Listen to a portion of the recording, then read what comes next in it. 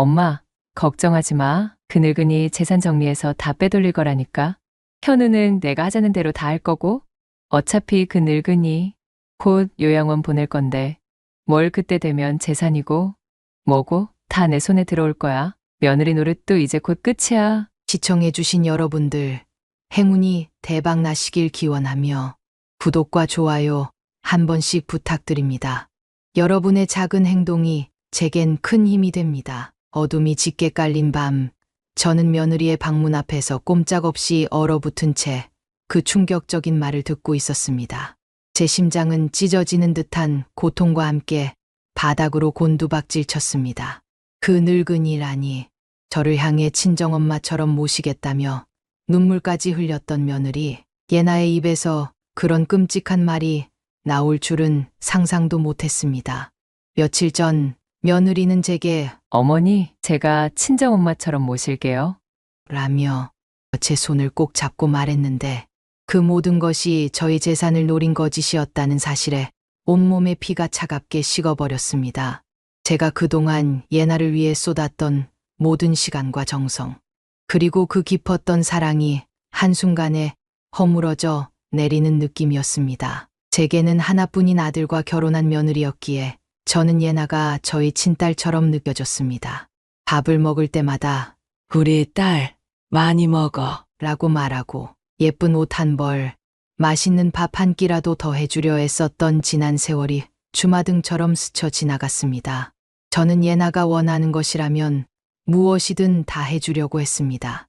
그런 제가 그녀의 입에서 그 늙은이라는 말로 불리고 있었다는 사실을 도저히 믿을 수 없었습니다. 그 말 한마디에 제 인생의 모든 것이 부정당하는 기분이 들었습니다. 마치 심장에 날카로운 칼이 박히는 듯한 고통이었고, 저는 그 고통 속에서 겨우 숨을 쉬고 있었습니다. 안녕하세요.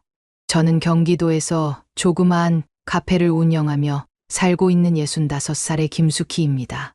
저는 오늘 이 자리에 제 인생의 전부를 걸고 사랑했던 며느리에게 처참히 배신당한 이야기를 하려 합니다. 이 이야기는 겉으로는 한없이 다정해 보였던 며느리의 이중적인 모습, 그리고 저의 모든 것을 앗아가려 했던 며느리의 충격적인 진실에 관한 것입니다. 누구에게도 말하기 부끄럽고 치욕스러운 이 사건을 여러분께 솔직하게 털어놓으려 합니다.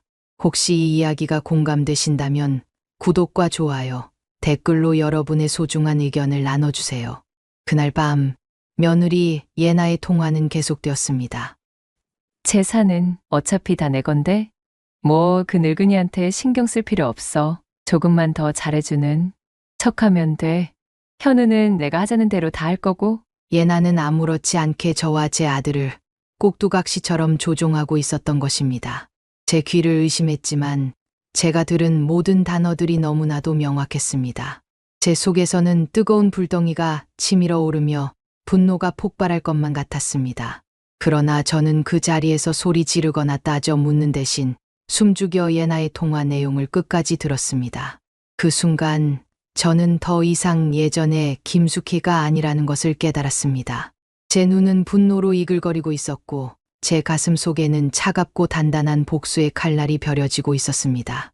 예나의 목소리는 제 가슴에 깊숙이 박히는 비수와 같았지만 저는 그 고통을 참아내며 앞으로 어떻게 해야 할지 생각했습니다. 며느리에게 받은 상처를 가슴에 묻고 차갑고 단단한 복수의 칼날을 벼리기 시작했습니다. 그날 밤 이후 저는 완벽한 가면을 쓰고 며느리 예나를 대하기 시작했습니다. 겉으로는 아무것도 모르는 척 예전보다 더 다정하고 자상한 시어머니의 모습을 연기했습니다. 하지만 제 마음속은 이미 차가운 돌덩이처럼 굳어 있었습니다. 예나의 행동 하나하나가 제게는 의심스럽게 느껴졌고 그녀의 모든 미소와 친절이 역겨운 가면처럼 보이기 시작했습니다. 며느리가 제게 어머니 사랑해요라고 말할 때마다 저는 속으로 너의 거짓말이 언제까지 통할지 두고 보자라고 되뇌었습니다. 저는 며칠 동안 잠 못 이루며 과거를 회상했습니다. 예나가 처음 저희 집에 왔을 때 저는 그녀를 보자마자 저 아이가 내 딸이구나라고 생각했습니다. 예나는 참 예의 바르고 착한 아이였습니다. 저에게 존댓말을 깍듯이 쓰고 집안일도 솔선수범해서 도와주었죠. 아들 현우가 예나와 결혼하겠다고 했을 때 저는 단 한 번의 망설임도 없이 허락했습니다. 오히려 우리 현우가 너 같은 좋은 며느리를 만나서 얼마나 다행인지 모른다며 감사했습니다. 결혼 후에도 저는 예나에게 온갖 정성을 쏟았습니다. 예나가 임신했을 때에는 직접 몸에 좋다는 음식을 만들어 갖다 주고 매일같이 전화해서 컨디션을 살피곤 했습니다. 현우는 엄마, 예나한테 너무 잘해주지 마. 버릇 나빠져라고 농담처럼 말했지만 저는 내 딸 같은 며느리한테 이 정도는 당연하다며 오히려 현우를 나무랐습니다. 하지만 지금 생각해보니 그때부터 예나의 이중적인 모습이 조금씩 드러나고 있었던 것 같습니다. 임신으로 입덧이 심했던 예나는 제가 정성껏 끓여준 미역국을 맛있다며 먹는 척했지만 제가 잠시 자리를 비우면 화장실로 달려가 토하는 소리를 들은 적이 있습니다. 그때는 입덧이 심해서 그런가 보다 하고 넘겼는데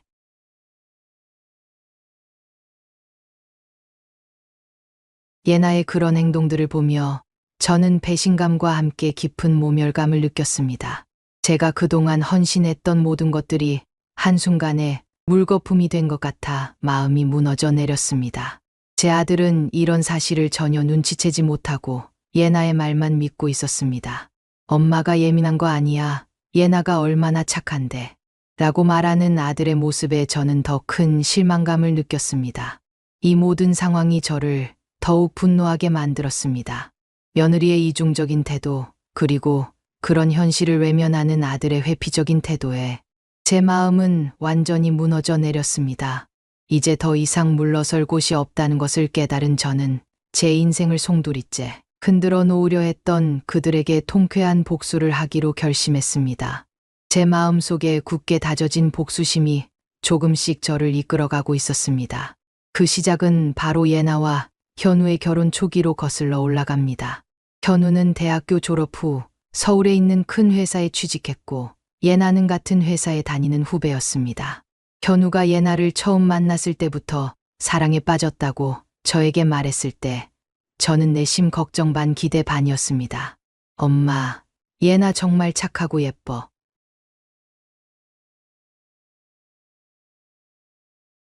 저희 엄마가 손수 담그신 거예요. 그 말에 저는 예나의 정성이 고마워 감동했습니다. 결혼식이 끝나고 신혼집을 구하려던 예나와 현우는 전세 보증금 마련에 어려움을 겪었습니다. 그때 저는 망설이지 않고 제가 모아두었던 적금과 운영하던 카페의 보증금을 일부 빼서 도움을 주었습니다. 예나야, 현우야, 너희 시작이 좋아야지. 이 돈으로 보태서 좋은 집에서 살아. 나머지는 엄마가 알아서 할게. 저는 정말 아무런 대가도 바라지 않았습니다. 그저 예쁘게 사는 모습을 보는 것만으로도 충분히 행복했습니다.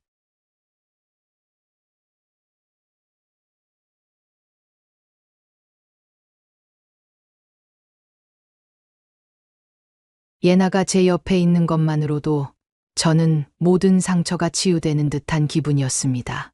하지만 지금 생각해보니 그때부터 예나의 이중성이 조금씩 드러나고 있었던 것 같습니다. 어느 날 예나가 제가 준 반찬을 들고 시댁을 나서는 것을 보았습니다. 그때 예나의 표정은 마치 하기 싫은 숙제를 끝낸 아이 같았죠. 저는 그냥 예나가 피곤해서 그런 거라고 생각했습니다. 제가 해준 반찬을 시댁에 가져가서 친정 부모님께 자랑하고 싶어서 그런 거라고 말이죠. 하지만 그게 아니었다는 것을 알게 된 후부터 예나의 모든 행동이 저를 속이기 위한 연기였다는 것을 깨닫고 있습니다. 그렇게 며느리와 저의 관계가 순조롭게 이어지던 어느 날이었습니다. 저는 주말에 예나와 현우를 초대해 집에서 함께 식사를 했습니다. 식사를 마친 후 예나가 제게 말했습니다. 어머니, 저희 엄마가 요즘 몸이 안 좋으신데 어머니께서 쓰시는 침대가 너무 좋아 보이세요. 저희 엄마도 그런 침대 하나 사드리고 싶은데 혹시 어디서 사셨는지 여쭤봐도 될까요? 그 말을 듣는 순간 저는 아무런 의심 없이 제가 쓰던 침대와 똑같은 것을 사주겠다고 약속했습니다. 그래 예나야, 내 친정엄마께도 하나 사드려야지. 우리 예나가 좋으면 나도 좋아. 저는 예나의 친정 부모님도 제 부모님처럼 생각했습니다. 그날 이후로 예나는 제게 친정 부모님 이야기를 더 자주 하기 시작했습니다. 어머니, 저희 아빠가 요즘 골프에 재미 붙이셨는데 장비가 너무 낡아서 걱정이에요. 어머니, 저희 엄마가 요즘 여행 가고 싶어 하시는데 형편이 안 돼서. 예나의 말은 제게 마치 도와달라는 요청처럼 들렸습니다. 그때마다 저는 망설이지 않고 예나의 친정 부모님을 위해 선물을 사주거나 여행 경비를 지원해 주었습니다. 제 아들은 엄마, 너무 많이 해주지 마. 우리도 갚아야 할 빚이 있어. 라고 말했지만 저는 내가 알 거 없다. 내가 좋아서 하는 일이야. 라고 현우의 말을 무시했습니다. 하지만 어느 날 저는 예나의 통화 내용을 우연히 엿듣게 되었습니다. 예나는 자신의 친구와 통화하며 우리 시어머니는 나한테 꼼짝도 못해. 내가 친정 부모님 이야기만 꺼내면 알아서 척척 도와주신다니까. 덕분에 우리 집은 호강하고 있다라고 말하고 있었습니다. 저는 그 말을 듣고 제 귀를 의심했습니다. 예나는 제게 효녀처럼 굴었지만 실상은 저를 이용하고 있었던 것입니다. 그 순간 저는 예나가 제 친딸처럼 생각했던 저의 순수한 마음을 이용하고 있다는 사실을 깨달았습니다. 하지만 그때까지만 해도 저는 예나의 행동을 그저 철없는 아이의 실수라고 생각하며 크게 신경 쓰지 않았습니다. 제 마음속에는 이미 예나를 향한 의심의 싹이 자라나고 있었지만 저는 그 싹을 애써 외면하고 싶었습니다.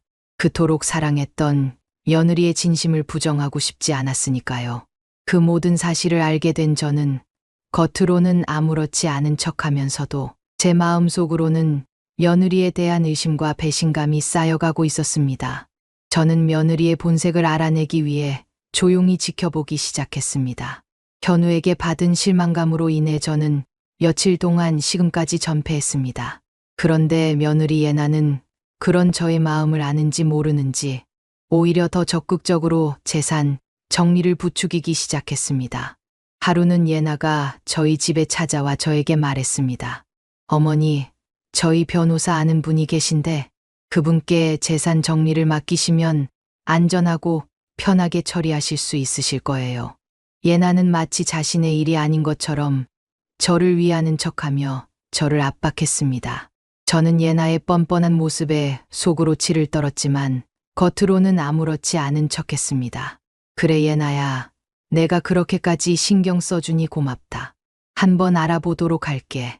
그날 저녁 저는 우연히 며느리와 아들 현우의 통화 내용을 엿듣게 되었습니다. 현우가 잠시 화장실에 간 사이 예나의 전화가 울렸고 현우가 받지 않자 예나가 현우의 휴대전화로 걸어온 것이었습니다. 현우의 전화기가 테이블 위에 놓여 있었고 저는 무심코 전화기를 집어들었습니다.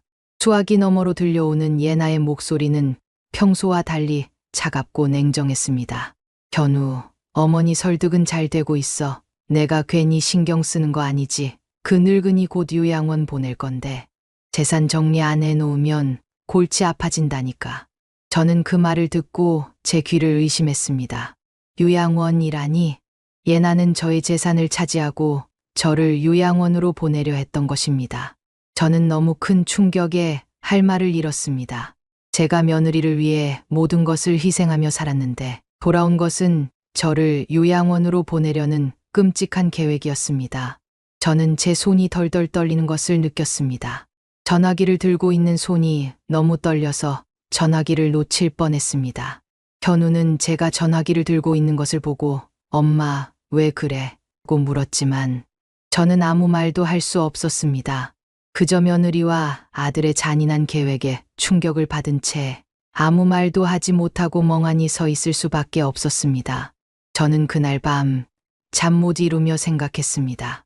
제가 며느리를 친딸처럼 생각하며 사랑하고 헌신했던 모든 것들이 한순간에 물거품이 되는 순간이었습니다. 저는 예나가 저에게 보여주었던 모든 모습들이 저를 속이기 위한 연기였다는 것을 깨달았습니다. 예나는 저의 모든 것을 앗아가려 했고 아들 현우는 그런 예나의 말에 넘어가 저를 배신하려 했습니다. 저는 더 이상 이들에게 미련을 가질 필요가 없다고 생각했습니다. 저의 복수는 이제 단순한 분노를 넘어 제 삶을 지키기 위한 처절한 싸움이 되었습니다. 저는 겉으로는 아무것도 모르는 척 며느리와 아들의 계획에 순응하는 척하며 제 복수를 위한 치밀한 계획을 세우기 시작했습니다. 며느리의 통화 내용을 우연히 엿들은 저는 겉으로는 아무렇지 않은 척 현우의 전화를 돌려주었습니다. 현우는 엄마, 무슨 일 있었어? 얼굴이 안 좋아 보여. 라고 물었지만 저는 그저 아니, 아무 일도 아니야. 갑자기 머리가 좀 아파서. 라고 둘러댔습니다. 현우는 제 말을 믿는 듯 엄마, 혹시 아프면 병원에 가봐. 라고 말하며 제게 다가왔지만 저는 그 순간 현우의 걱정 어린 말조차 가식처럼 들렸습니다. 예나와 한 통화 내용을 제가 듣지 못했다고 생각하는 현우의 모습에 저는 더 큰 배신감을 느꼈습니다. 그날 이후 저는 현우에게 엄마가 재산 정리를 하려는데 변호사 아는 사람 있으면 좀 알아봐줘. 라고 말했습니다. 현우는 제 말에 놀란 듯 엄마, 정말 재산 정리하시는 거예요? 예나가 괜히 엄마 걱정돼서 말한 건데 엄마가 그렇게 생각하실 줄은 몰랐네요. 라고 말했습니다. 저는 현우의 말에 더 이상 속지 않았습니다.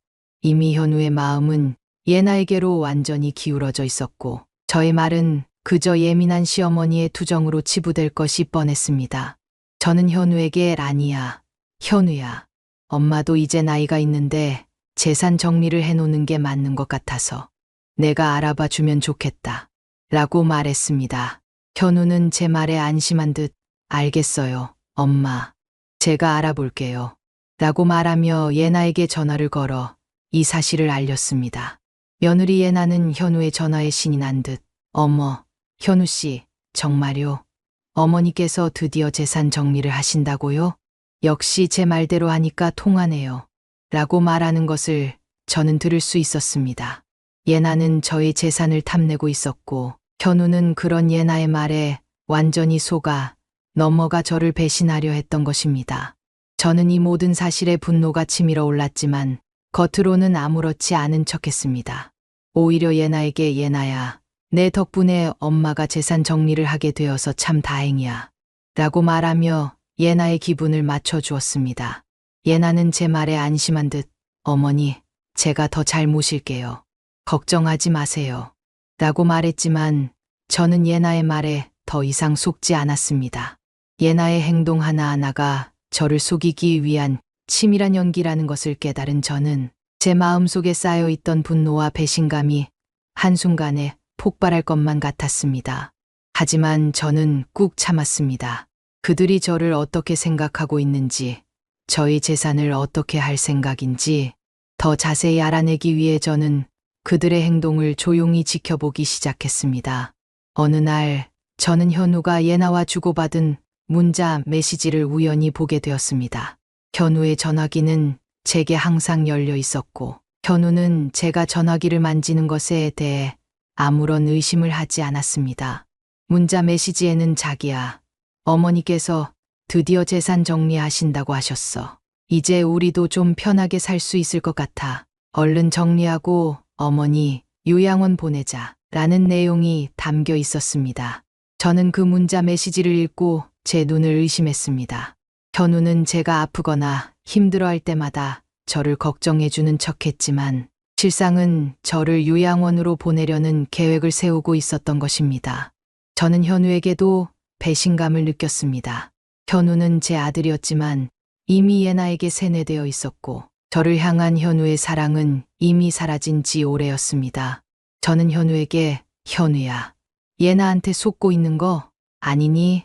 말했던 과거의 제 자신이 한심하게 느껴졌습니다. 현우는 저의 말을 들을 준비가 되어 있지 않았고 저는 현우에게 더 이상 이 문제를 이야기하는 것이 무의미하다는 것을 깨달았습니다. 저는 이 모든 상황이 저를 더욱 분노하게 만들었습니다. 며느리의 뻔뻔한 요구, 그리고 그런 현실을 외면하는 아들의 회피적인 태도에 제 마음은 완전히 무너져 내렸습니다. 하지만 저는 포기하지 않았습니다. 오히려 그들의 실체를 확실하게 파악하고 그에 합당한 복수를 준비해야겠다는 결심을 더욱 굳혔습니다. 저는 겉으로는 아무것도 모르는 척 며느리와 아들의 계획에 순응하는 척하며 제 복수를 위한 치밀한 계획을 세우기 시작했습니다. 현우가 예나와 주고받은 문자 메시지를 확인한 후 제 마음속에 남아있던 작은 희망의 불씨마저 완전히 꺼져버렸습니다. 저는 더 이상 아들을 믿을 수 없게 되었습니다. 제 아들은 예나의 말에 완전히 세뇌되어 있었고 저를 요양원으로 보낼 계획을 아무렇지 않게 짜고 있었습니다. 저는 그들의 계획을 막기 위해 겉으로는 아무것도 모르는 척 며느리와 아들의 말에 순응하는 척했습니다. 며칠 후 예나는 제게 변호사 한 명을 소개해 주었습니다. 어머니, 제가 아는 변호사님인데 이분이 재산 정리 전문가예요. 어머니께서 원하시는 대로 다 처리해 주실 거예요. 예나는 밝게 웃으며 제게 변호사의 연락처를 건넸습니다. 저는 예나가 소개해준 변호사를 만나는 척 따로 믿을 만한 변호사를 찾아다녔습니다. 다행히 저와 오랫동안 거래해온 은행의 지점장님께 도움을 청해 믿을 만한 변호사를 소개받을 수 있었습니다. 변호사님을 만난 저는 그간 며느리와 아들에게 당했던 모든 이야기를 털어놓았습니다. 변호사님은 제 이야기를 듣고 어머니, 정말 힘드셨겠네요. 하지만 걱정하지 마세요. 어머니께서 원하시는 대로 다 해결해 드릴게요. 라며 저를 위로해 주셨습니다. 저는 변호사님의 따뜻한 말 한마디에 그동안 참아왔던 눈물을 쏟아내고 말았습니다. 변호사님은 저의 눈물을 닦아주시며 어머니, 이제부터는 어머니를 위해 싸우셔야 합니다. 라고 말씀하셨습니다. 저는 변호사님께 며느리와 아들의 계획을 모두 털어놓고 저희 복수를 위한 치밀한 계획을 세우기 시작했습니다. 저는 변호사님께 저희 모든 재산을 정리하고 사회에 기부하는 내용의 유언장을 작성해 달라고 부탁했습니다. 며느리가 그토록 원했던 재산이 결국 그녀의 손에 단 한 푼도 들어가지 않게 하는 것. 그것이 제가 할 수 있는 유일한 복수라고 생각했습니다. 또한 저는 제게 남은 모든 재산을 정리하여 요양원에 기부하고 그곳에서 봉사하며 여생을 보내겠다고 선언했습니다. 며느리는 제가 소개해준 변호사와 만나고 왔다는 말에 안심한 듯 어머니, 재산 정리는 어떻게 되셨어요? 고 물었습니다. 저는 예나의 말에 이제 곧 마무리될 것 같아. 예나야, 내 덕분에 엄마가 재산 정리를 하게 되어서 참 다행이야. 라고 말하며 예나의 기분을 맞춰주었습니다.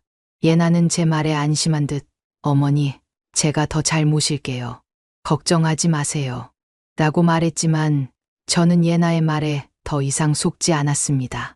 저는 예나의 행동 하나하나가 저를 속이기 위한 치밀한 연기라는 것을 깨달은 저는 제 마음속에 쌓여있던 분노와 배신감이 한순간에 폭발할 것만 같았습니다.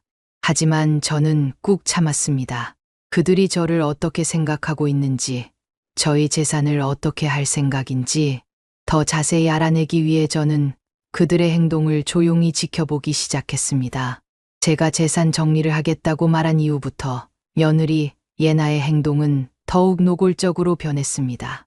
예나는 매일같이 저에게 전화를 걸어 어머니, 변호사님과 통화하셨어요? 라고 묻거나 어머니, 재산 정리 서류는 어떻게 되셨어요? 닥달했습니다. 예나의 목소리는 평소와 달리 조급함과 탐욕으로 가득 차 있었습니다. 저는 예나의 그런 모습을 보며 역겨움을 느꼈지만 겉으로는 그래 예나야, 잘 되고 있으니 걱정하지 마. 라고 말하며 예나를 안심시켰습니다. 예나의 탐욕은 여기서 멈추지 않았습니다. 어느 날 예나는 제게 다가와 어머니, 혹시 재산 정리를 하실 때 현우와 저에게 조금이라도 먼저 주실 수 있으세요? 저희가 사업을 시작하려고 하는데 자금이 좀 부족해서요. 라고 말했습니다. 예나는 저를 향해 애교를 부리며 저의 마음을 얻으려 했지만 저는 예나의 가식적인 미소에 더 이상 속지 않았습니다. 저는 예나의 말에 그래, 예나야. 엄마도 너희에게 도움이 되고 싶었어. 하지만 지금은 재산 정리 중이라서 정리가 다 되면 너희에게도 좋은 소식이 있을 거야. 라고 말했습니다.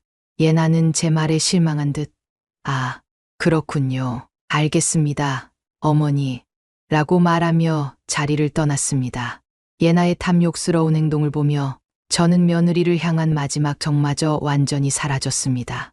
예나는 저의 따뜻한 마음을 이용해 저의 모든 것을 앗아가려 했고, 아들 현우는 그런 예나의 말에 속아 넘어가 저를 배신하려 했습니다.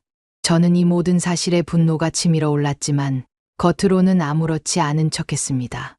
오히려 저는 예나에게 예나야, 내 덕분에 엄마가 재산 정리를 하게 되어서 참 다행이야 라고 말하며 예나의 기분을 맞춰주었습니다.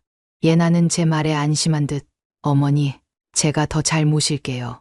걱정하지 마세요. 라고 말했지만 저는 예나의 말에 더 이상 속지 않았습니다. 저는 예나의 행동 하나하나가 저를 속이기 위한 치밀한 연기라는 것을 깨달은 저는 제 마음속에 쌓여있던 분노와 배신감이 한순간에 폭발할 것만 같았습니다. 하지만 저는 꾹 참았습니다. 그들이 저를 어떻게 생각하고 있는지, 저희 재산을 어떻게 할 생각인지 더 자세히 알아내기 위해 저는 그들의 행동을 조용히 지켜보기 시작했습니다. 네, 대표님. STP5 절정과 해결. 파트 1. 재산 정리가 거의 마무리될 무렵 저는 며느리 예나와 아들 현우를 집으로 초대했습니다. 예나는 제가 재산 정리 서류를 준비했다는 말에 들뜬 표정으로 현우와 함께 저희 집에 왔습니다. 예나는 평소보다 더 예쁜 옷을 차려입고 왔고, 현우는 저에게 엄마, 이제 재산 정리 다 되셨어요? 예나가 정말 기대하고 있어요. 라고 말했습니다. 저는 그들의 들뜬 표정을 보며 속으로 씁쓸한 미소를 지었습니다. 이 모든 것이 곧 너희의 기대와는 다른 방향으로 흘러갈 텐데. 저는 거실 테이블 위에 변호사와 함께 준비한 재산 정리 서류를 올려놓았습니다. 예나는 제게 다가와 서류를 만지작거리며 어머니, 정말 감사합니다. 저희가 어머니를 더 잘 모실게요. 라고 말했습니다. 저는 예나의 눈을 똑바로 쳐다보며 말했습니다. 예나야, 현우야, 엄마가 그동안 너희에게 말하지 못한 게 있어. 사실 엄마는 너희가 나 몰래 재산을 노리고 요양원에 보내려 한다는 것을 이미 알고 있었단다. 제 말에 예나와 현우의 얼굴은 순식간에 하얗게 질렸습니다. 예나는 어머니, 그게 무슨 말씀이세요? 저희가 언제 그랬다고? 라며 말을 더듬었지만 저는 예나의 말을 끊고 계속해서 말했습니다. 예나야, 내가 친정 엄마와 통화하는 내용, 현우와 주고받은 문자 메시지, 엄마가 다 알고 있었어. 너희가 그토록 원했던 엄마의 재산은 사실 이미 다른 곳으로 정리되었단다. 저는 예나와 현우의 눈을 똑바로 쳐다보며 말했습니다. 엄마는 너희가 그토록 보내고 싶어 하던 요양원에 너희가 원하는 대로 재산을 정리했어. 다만 그 재산은 너희에게 돌아가는 것이 아니라 사회에 기부될 거야. 그리고 그 요양원에서 봉사하며 남은 여생을 보낼 예정이야. 제 말에 예나와 현우는 충격에 빠져 아무 말도 하지 못했습니다. 저는 변호사와 함께 준비한 유언장 서류를 그들 앞에 내밀었습니다. 서류에는 저의 모든 재산을 사회에 기부하고 제3자에게 상속하는 내용이 담겨 있었습니다. 예나는 서류를 읽고 충격에 빠져 떨리는 손으로 서류를 움켜쥐었습니다. 현우는 엄마, 이게 무슨 소리예요? 엄마가 저희에게 어떻게 이럴 수가 있어요? 라고 소리쳤지만 저는 현우의 말에 너희가 엄마에게 어떻게 이럴 수가 있니? 라고 되받아쳤습니다. 예나는 제게 다가와 어머니, 제발 한 번만 용서해 주세요. 저희가 잘못했어요. 가며 무릎을 꿇고 빌었지만 저는 이미 예나의 눈물을 믿지 않았습니다. 저는 예나와 현우를 향해 그동안 쌓아왔던 모든 감정을 토해냈습니다. 예나야, 너를 친딸처럼 사랑하고 아꼈던 내 마음을 너는 어떻게 그렇게 쉽게 배신할 수 있었니? 너를 위해 모든 것을 다 주려고 했던 내 마음을 너는 어떻게 그렇게 짓밟을 수 있었니? 제 목소리는 분노와 슬픔으로 떨렸습니다. 예나는 눈물을 흘리며 어머니, 정말 죄송해요. 저희가 욕심에 눈이 멀어서 라고 말했지만 저는 예나의 사과를 받아줄 수 없었습니다. 엄마에게는 너의 눈물도 너의 사과도 더 이상 의미가 없어. 너희는 이미 엄마를 버렸어. 현우는 엄마, 저도 잘못했어요. 제발 한 번만 용서해 주세요. 라며 제게 다가왔지만 저는 현우의 손을 뿌리쳤습니다. 현우야, 너는 내 아들이었지만 이제는 아니야. 너는 엄마를 버리고 예나의 편에 섰어. 그런 너에게 엄마는 더 이상 줄 것이 없어. 저는 현우에게 냉정하게 말했습니다. 너희가 그렇게 원했던 재산은 이제 너희의 것이 아니야. 그리고 엄마도 이제 너희에게 더 이상 아무런 미련이 없어. 너희는 이제부터 너희의 힘으로 살아가야 해. 예나는 제게 어머니, 저희가 어떻게 살아요? 저희에게 재산이 없으면 어떻게 해요? 고 말했지만 저는 예나의 말에 그동안 엄마가 너희에게 해줬던 모든 것들이 너희에게는 아무런 의미가 없었니? 너희는 엄마의 돈만 탐냈을 뿐 엄마의 사랑은 단 한 번도 보지 않았어. 이제부터는 너희가 너희의 삶을 책임져야 해. 라고 말했습니다. 예나와 현우는 제 말에 충격에 빠져 아무 말도 하지 못했습니다. 그들의 얼굴에는 절망과 후회가 가득했습니다. 저는 그들에게 더 이상 아무 말도 하지 않고 조용히 자리에서 일어섰습니다. 이제 너희는 이 집에서 나가줘. 그리고 앞으로 다시는 엄마를 찾아오지 마. 저는 예나와 현우에게 마지막 말을 남기고 그들을 뒤로 한 채 제 방으로 들어갔습니다. 제 방으로 들어온 저는 그동안 참아왔던 눈물을 쏟아냈습니다. 저를 배신했던 며느리와 아들에게 통쾌한 복수를 했지만 제 마음속에는 깊은 슬픔과 상처가 남아 있었습니다. 저는 이 모든 과정을 통해 얻은 깨달음과 앞으로의 삶에 대한 다짐을 담담하게 이야기합니다. 그날 이후 저는 며느리와 아들에게서 완벽하게 단절된 삶을 살게 되었습니다. 그들은 제게 수없이 전화하고 찾아왔지만 저는 그들의 모든 연락을 차단했습니다. 저는 그들이 제게 다시는 찾아올 수 없도록 살던 집을 정리하고 새로운 곳으로 이사를 갔습니다. 물론 그들이 그토록 원했던 재산은 이미 모두 정리되어 요양원에 기부되었습니다. 저는 제 남은 여생을 요양원에서 봉사하며 보내기로 했습니다. 그들이 저를 요양원으로 보내려 했던 계획이 저에게는 새로운 삶의 시작이 된 것입니다. 며느리와 아들은 제가 사라지자 당황한 듯 저를 찾아다녔지만 저는 그들의 눈에 띄지 않도록 조심했습니다. 저는 요양원에서 봉사를 하며 그곳에 계신 어르신들을 제 친부모님처럼 모시며 살고 있습니다. 어르신들은 저에게 수키 씨, 정말 대단하세요. 어떻게 이런 일을 다 하세요? 말씀하셨지만 저는 그저 어머니, 제가 좋아서 하는 일이에요. 라고 말씀드렸습니다. 저는 그곳에서 며느리와 아들에게서 받지 못한 사랑과 따뜻함을 느끼며 행복하게 살고 있습니다. 저는 며느리와 아들에게서 받은 상처를 잊지 못할 것입니다. 하지만 저는 그들에게 복수함으로써 제 마음속에 남아있던 분노와 슬픔을 조금이나마 덜어낼 수 있었습니다. 저는 이 모든 과정을 통해 깨달았습니다. 진정한 사랑은 돈으로 살 수 없다는 것을. 그리고 가족이라는 이름으로 저의 모든 것을 앗아가려 했던 며느리와 아들에게서 저는 더 이상 아무런 미련도 남아있지 않다는 것을 깨달았습니다. 저는 이 모든 과정을 통해 제 인생의 마지막 페이지를 스스로 써내려가기로 결심했습니다.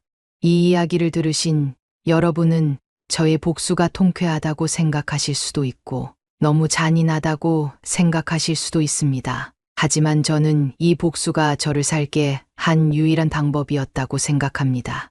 며느리와 아들에게서 받은 배신감과 상처는 저를 병들게 했지만 저는 그들에게 복수함으로써 제 자신을 지킬 수 있었습니다.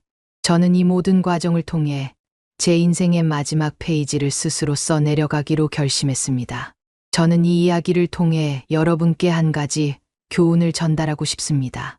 가족이라는 이름으로 사랑과 헌신을 강요하는 사람들에게는 때로는 단호하게 거절할 줄 알아야 한다는 것입니다. 그리고 진정한 사랑은 돈으로 살 수 없다는 것을. 가족 간의 관계는 사랑과 신뢰를 바탕으로 해야 한다는 것을. 저의 이야기가 여러분께 작은 깨달음과 위로가 되었으면 좋겠습니다. 오늘 저의 이야기를 들어주셔서 정말 감사합니다. 다음에는 더 좋은 이야기로 여러분께 찾아뵙겠습니다. 오늘도 좋은 하루 되세요.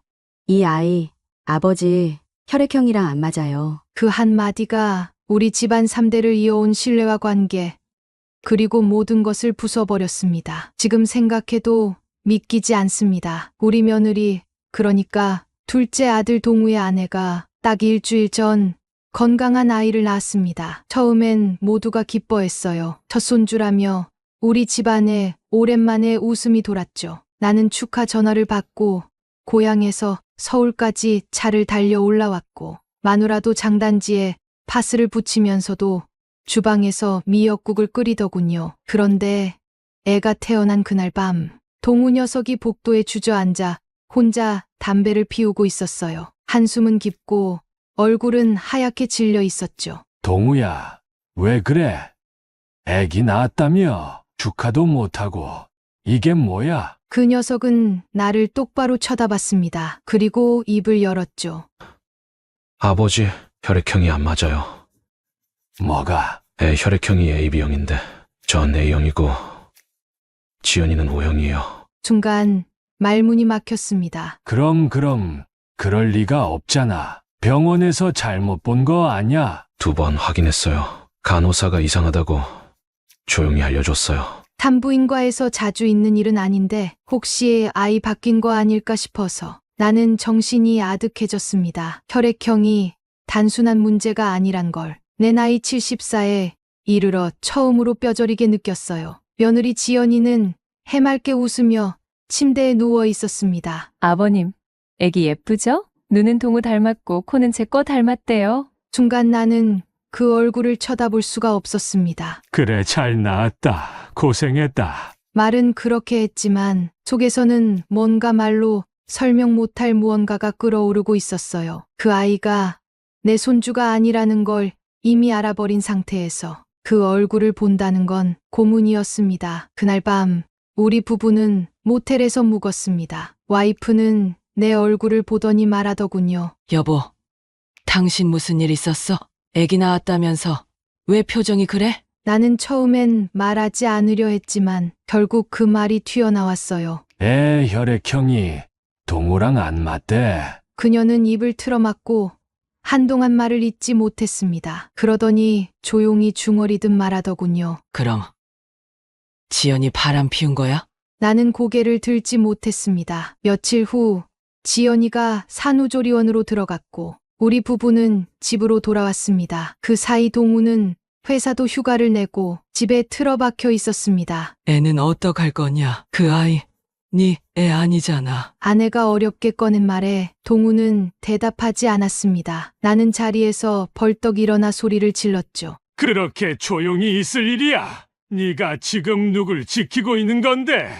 너 그 아이를 계속 키울 생각이냐? 동우는 입을 꾹 다문 채 조용히 말했습니다. 근데 그 아이 이상하게 좋더라고요. 처음 안았을 때 이상하게 울컥했어요. 나는 어처구니가 없었습니다. 내가 그렇게 키운 아들이 그렇게 어리석을 줄은 몰랐습니다. 며칠 뒤 일이 벌어졌습니다. 우연히 장을 보러 나간 아내가 지연이가 낯선 남자와 아이에 대해 얘기하는 걸 들었다며 핸드폰으로 몰래 녹음을 해왔어요. 그 사람 나한테 연락하면 안 돼. 지금은 애 낳은 지 얼마 안 돼서 눈치 보이는 시기야. 그걸 들은 순간 나는 심장이 쿵 내려앉는 기분이었습니다. 그 사람? 아직도 연락이 온다고? 아내는 벌벌 떨면서 말했습니다. 그 여자 우리 동우 바보로 만드는 거야. 그 애 아빠가 따로 있는 거야. 우리 이대로 가만히 있으면 안 돼. 나는 결국 결심했습니다. 진실을 밝히기로. 그날 밤 나는 지연이에게 조용히 전화를 걸었습니다. 지연아, 나야. 내일 시간 좀 낼 수 있겠니? 우리 단둘이 얘기 좀 하자. 그녀는 망설이더니 대답했습니다. 네. 아버님 무슨 일이신데요? 내가 내 눈을 보고 물어봐야겠어. 그 아이 정말 우리 동우 애냐? 지연이는 말이 없었습니다. 말이 없다는 건 이미 대답을 알고 있다는 뜻이겠죠. 그날 밤 나는 한숨도 못 잤습니다. 이제 내일이면 이 집안이 완전히 무너질지도 모른다는 걸 알면서도 그 진실을 피할 수 없었습니다. 혈액형 하나가 사람의 인생을 이렇게까지 흔들 수 있다는 걸 나는 그때 처음 알았습니다. 그리고 그 진실은 이제 단 한 사람만이 쥐고 있었습니다. 지연이, 그 며느리가 말이죠. 저는 올해로 74입니다. 전북 익산 출신이고 지금은 군산에 살고 있죠. 이 집은 내가 38살 되던 해 포크레인 일로 돈을 조금 모아 은행 대출을 끼고 간신히 마련한 집이었어요. 나에겐 자식이 둘 있는데 첫째 아들 동혁이는 서울에서 회계사로 일하고 있고 둘째 아들 동우는 지방 공기업에 다니고 있다. 둘째 동우는 항상 묻어나고 착하고 남들 앞에서 절대 소리 높이지 않는 성격이다. 아내 말로는 너무 순해서 탈이라 할 정도로 늘 손해보면서도 사람들과 싸움을 피하는 그런 아이였다. 그런 동우가 어느 날 여자 친구를 데려왔을 때 우리 부부는 반신반의했다. 여자 이름은 지연, 나이는 동우보다 2살 많았다. 처음 본 인상은 나쁘지 않았다. 단정하고 예의 바르고 말끝에 항상 존대를 붙이는 모습이 참 단아했다. 아버님, 어머니 만나 뵙게 돼서 정말 영광이에요. 그런데 그 단아함이 어쩐지 조금은 조심스럽다기보다 조심스럽게 보이려 한다는 느낌이 아내와 나 사이에 살짝 남았던 것도 사실이다. 지연이는 고아였다. 초등학교 때 부모를 잃고 친척집을 전전하다 성인이 되자마자 독립해 살아왔다고 했다. 그래서 그런지 세상 물정에 밝고 독립심이 강한 아이 같아. 아내는 그렇게 말했고 나는 그냥 믿기로 했다. 결혼은 생각보다 빨리 진행됐다. 양가 인사만 마치고 몇 달 지나지 않아 지연이가 아기를 가졌다는 소식을 듣고 우리는 급하게 혼례 날짜를 잡았다. 이런 건 미리미리 정리하는 게 맞지. 혼전 임신. 요즘 세상에 별일도 아니지. 나는 그렇게 생각했고 동우는 뭔가 모르게 초조한 얼굴이었지만 기뻐하는 척하려 애쓰는 모습이 역력했다. 지금 생각하면 그때부터 이상했는지도 모른다. 동우는 내성적인 성격이지만 아이를 가졌다고 했을 때 너무 기쁜 모습은 아니었다. 그저 멍한 얼굴로 앉아만 있었던 게 떠오른다. 결혼식은 조촐하게 치러졌다. 친척 몇몇은 지연의 가족 배경을 두고 뒷말을 했지만 나는 그냥 들은 척도 안 했다. 사람이 착하면 되는 거지. 배경이 뭔 상관이냐. 나는 그렇게 말하며 마음속의 의심까지 눌러 담았다. 결혼 후 지연은 우리와 함께 살았다. 신혼집이 따로 마련되지 않았고 동우도 회사까지 왕복 30분 거리였기에 본가에 사는 게 더 편하다고 했다. 아내는 좋아했다. 처음엔 지연이 음식도 잘하고 집안일도 부지런하다고 칭찬했다. 사실상 딸 하나 얻은 거지 뭐. 그 말이 지금은 어쩐지 너무 쓰게 들린다. 그렇게 시간이 흘렀다. 집안은 조용했고 지연은 우리에게 크게 문제되는 말이나 행동을 하지 않았다. 하지만 묘하게 우리 부부와는 늘 일정한 선을 유지하려는 느낌이 있었다. 예를 들어 아버님, 어머님 밥 드세요라고 말은 하지만 같이 앉아 먹지는 않았다. 전 다이어트 중이에요. 간이 좀 세면 속이 안 좋아서요. 아까 뭐 좀 먹어서 배가 안 고파요. 이런 말들로 항상 자리를 피했다. 뭔가 마음을 여는 느낌은 아니었다. 아내는 처음엔 그런 모습이 서운하다 했지만 점차 체념하듯 말하곤 했다. 그냥 요즘 애들이 그렇지 뭐. 우리가 괜히 병 느끼면 더 이상해져. 그러던 어느 날 나는 이상한 장면을 하나 목격했다. 밤늦게 마당 쪽을 나가려는데 지연이 작은 방에서 누군가와 통화하는 목소리가 들렸다. 그렇게 하면 안 돼. 지금은 조심해야 된다고 했잖아. 응. 그러니까 당분간 연락하지 말라고. 나는 일부러 문을 세게 닫으며 기척을 냈고 지연은 깜짝 놀라며 방에서 나왔다. 아버님, 안 주무세요? 나는 그냥 웃으며 대답했다. 화장실 좀 가려다가 늦었네. 얼른 자라. 그날 이후 그 장면이 계속 마음에 걸렸다. 누구랑 그런 얘기를 나누는 걸까? 조심해야 된다. 당분간 연락 말라는 말은 도대체 무슨 상황일까? 하지만 나는 그냥 넘겼다. 내가 너무 예민한가 보지 하면서 아내는 요즘 따라 동우가 유난히 눈치를 본다고 했다. 걔가 왜 이렇게 지연이 비위만 맞추는지 모르겠어. 그 여자 앞에만 가면 작아지는 게 눈에 보여. 나는 웃으며 넘겼다. 신혼이니까 그런 거지 뭐. 그러나 내 눈에도 이상했다. 동우는 어느새 내 앞에서도 당당하지 못했고 지연은 마치 그의 위에 서 있는 듯한 태도를 보일 때가 종종 있었다. 한 번은 이런 일이 있었다. 주말 아침 밥을 먹고 나서 내가 지연에게 말했다. 지연아, 다음 주에 외가 친척들 좀 뵈려고 하는데 네가 같이 인사 가면 좋겠지? 그러자 지연은 단칼에 말했다. 죄송한데요. 전 친척분들하고는 불편해서요. 동우만 보내주시면 좋겠어요. 아내와 나는 당황했다. 하지만 지연은 눈 하나 깜짝하지 않았다. 그제야 나는 느꼈다. 이 아이는 겉으로는 공손하지만 속은 절대 꺾이지 않는 사람이라는 걸. 그러던 중 지연이 임신을 확정지었다. 동우는 말없이 기뻐하는 척했고 아내는 진심으로 기뻐했다. 우리 집도 드디어 손주 보겠네. 나는 그 말에 미소를 지었지만 동우의 얼굴은 여전히 복잡해 보였다. 그리고 지금 생각하면 그때부터 동우는 이미 알고 있었던 것 같기도 하다. 지연의 임신이 자기 아이가 아닐 수도 있다는 걸. 하지만 너무 늦어버렸던 걸까? 그 아이가 태어나기 전까지 모든 건 조용한 평화처럼 보였다. 하지만 그 평화는 출산 직후 한 장의 혈액형 결과표로 무너졌다. 그날 이후 우리 집은 조용했다. 아무도 그 혈액형에 대해 입을 열지 않았고 지연은 출산 후 조리원에서 나오자마자 몸이 피곤하다는 이유로 며칠간 자기 방에 틀어박혀 있었다. 아이 울음소리만 들리는 집은 이상하게 무거웠다. 손주를 얻은 집이라고 하기엔 마치 장례식장 같았다. 나는 어느 순간부터 아이를 제대로 쳐다보지 못했다. 아이가 울면 안아주고는 싶었지만 이 애가 우리 핏줄이 아니라면 그 생각이 나를 멈춰 세웠다. 아내도 말이 없어졌다. 예전 같았으면 미역국 끓여주고 탄후에 좋다는 죽이며 반찬을 손수 만들었겠지만 이번엔 최소한만 했다. 표정은 늘 굳어 있었고 눈가엔 의심과 분노가 번갈아 깃들었다. 며칠 후 아내가 입을 열었다. 도저히 안 되겠어.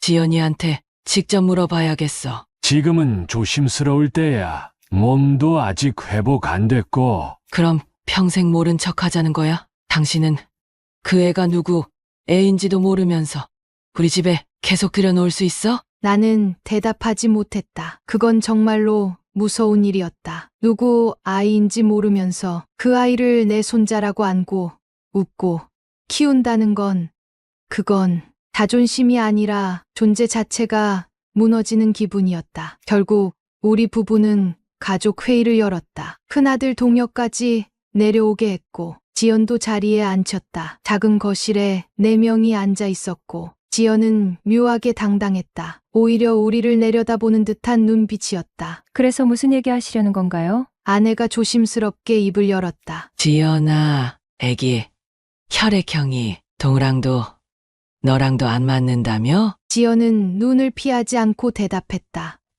네, 알고 있어요. 그래서 병원에서도 확인했는데 혹시 유전적 돌연변이일 수도 있다고 하더라고요. 그런 확률이 그렇게 흔한 일이 아니잖아. 내가 끼어들었다. 그럼 혹시라도 다른 가능성은 없는 거냐? 지연은 잠시 침묵하더니 웃으며 말했다. 아버님, 저한테 불륜 의심하시는 거예요? 그 말에 방 안 공기가 싸늘해졌다. 큰아들 동혁이 입을 열었다. 우린 그럴 수 있다고 말한 적 없어. 하지만 상황이 의심스러운 것도 사실이야. 네가 좀 더 설명해줬으면 좋겠어. 지연은 한숨을 쉬더니 팔짱을 끼고 말했다. 전 그런 말 들으려고 여기 앉은 거 아니에요. 제 남편인 동우가 묻는다면야 대답하겠지만 다른 분들이 이 문제를 자꾸 파고드는 건 저한텐 상처예요. 그 순간 나는 화가 치밀었다. 그럼 대체 우리가 뭘 어쨌단 거냐? 우리도 그 아이가 누구 아이인지 모르는 상황인데 그걸 밝힌 게 상처라고? 아내도 일어나며 소리쳤다. 지연아, 네가 이 집 며느리면 우릴 속여선 안 되잖니. 이건 단순히 혈액형 문제가 아니야. 신뢰의 문제야. 지연은 고개를 숙였다. 그리고 조용히 말했다. 전 아이가 동우 아이가 아니라고 말한 적 없어요. 혈액형은 유전적인 오류일 수도 있고 병원에서 아이가 바뀌었을 가능성도 있어요. 그 말에 큰아들 동혁이 다시 물었다. 그럼 유전자 검사는 해봤어? 아니요. 아직 몸이 회복 안 돼서 그런 절차까지는. 그럼 지금 하자. 공식적으로 유전자 검사에서 그 아이가 동우 아이인지 확인하자. 지연은 그 순간적으로 눈빛이 흔들렸다. 그건 좀 애가 너무 어리잖아요. 피 뽑는 것도 위험하고. 그런 말도 안 되는 핑계 대지 마.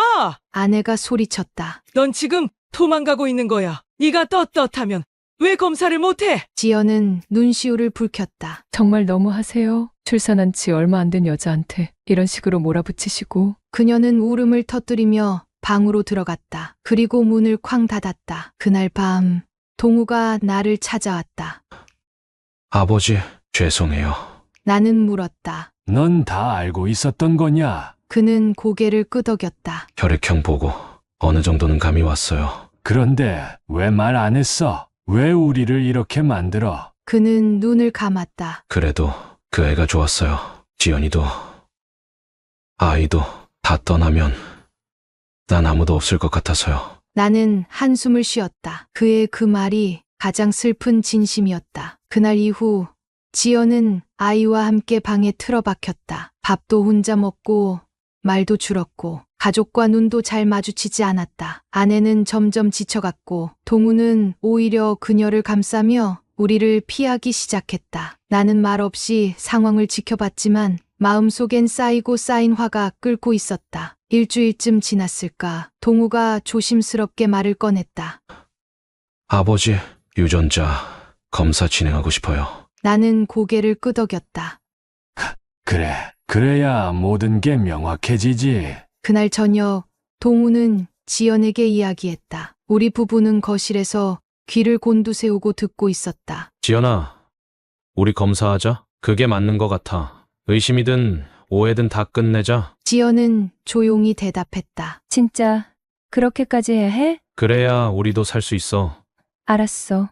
검사해. 며칠 후 샘플을 제출하고 결과가 나올 때까지 또 다른 침묵의 시간이 흘렀다. 가족 안의 공기는 더 무거워졌고 어색한 식사 자리에서는 숟가락 소리만 울렸다. 큰아들 동혁도 다시 내려왔다. 결과 나오면 바로 알려달라는 말만 남기고 그날 밤 기차를 탔다. 그리고 결과가 나왔다. 봉투를 뜯은 건 동우였다. 그는 고개를 숙인 채 한참을 아무 말 없이 종이를 바라보았다. 내가 조심스럽게 물었다. 동우야, 그는 천천히 고개를 들었다. 입술이 바르르 떨리고 있었고 손끝도 희미하게 흔들리고 있었다. 불일치래요. 내 친자가 아니래요. 아내는 그대로 주저앉았다. 나는 종이를 낚아채 확인했다. 부부와 자즈 사이 유전자 불일치. 친자 관계 아님. 그 문장을 보는 순간 나는 머리를 한 대에 세게 얻어맞은 것 같았다. 그날 저녁 지연은 우리를 마주하지 않았다. 식사도 말도 눈도 피했다. 우리는 결국 다시 회의를 열었다. 이번엔 단호하게. 지연아, 이제 말해줘. 도대체 누구 아이야? 내가 묻자 그녀는 고개를 들지 않고 말했다. 그 사람 이름도 잊어버렸어요. 잠깐 스쳐간 인연이었고 그땐 제가 좀 힘든 시기였어요. 힘든 시기? 아내가 벌떡 일어나 소리를 질렀다. 그걸 변명이라고 해? 우리 아들 이용해서 애 키우고 혼인신고하고 집안 들어와 놓고 그게 지금 입에 담을 말이냐? 지연은 눈을 감고 말했다. 처음엔 숨기려고 했던 거 아니에요. 정말 아이 가진 줄도 몰랐고요. 그 사람이 떠난 뒤 동우가 손 내밀었고 저희는 그냥 그렇게 흐른 거예요. 흐른 거! 나는 참았던 분노가 치밀어 올랐다. 사람 인생을 흐르는 강물처럼 말하냐? 네가 그런 식으로 말하면 우리 아들 인생은 뭐가 되는 거냐? 동우는 말없이 고개를 숙였다. 지연은 눈물을 닦으며 말했다. 죄송해요. 하지만 아이를 버릴 순 없었어요. 동우가 받아줬고 어머님도 저한테 잘해주셔서 저는 진심으로 이 집안 식구가 되고 싶었어요. 아내는 이를 악물고 말했다. 진심이면 진작에 말했어야지. 우리 속인 게 진심이야? 결국 지연은 며칠 안 되어 짐을 싸기 시작했다. 아이와 나갈게요. 책임은 제가 질게요. 동우는 끝까지 말이 없었다. 나는 문 앞에서 그녀에게 마지막으로 물었다. 그 사람 다시 연락 온 적 있어? 지연은 고개를 천천히 저었다. 그 사람은 아이 있다는 것도 몰라요. 알려줄 생각도 없고요. 이건 제가 짊어지고 가야 할 일이에요. 아내는 끝내 등을 돌렸다. 그 아이 데리고 나가. 다시는 연락하지 마. 그날 이후 집은 다시 조용해졌다. 아내는 며칠간 밥도 제대로 못 먹었고 동우는 일터로 돌아갔지만 표정엔 생기가 없었다. 나는 종종 그 아이의 울음소리를 떠올렸다. 핏줄이 아니란 걸 알면서도 그 작은 울음이 자꾸 귓가에 맴돌았다. 그게 우리 가족의 진짜 끝이었는지도 모르겠다. 눈앞에서 무너진 신뢰, 그리고 아무도 책임질 수 없던 진실.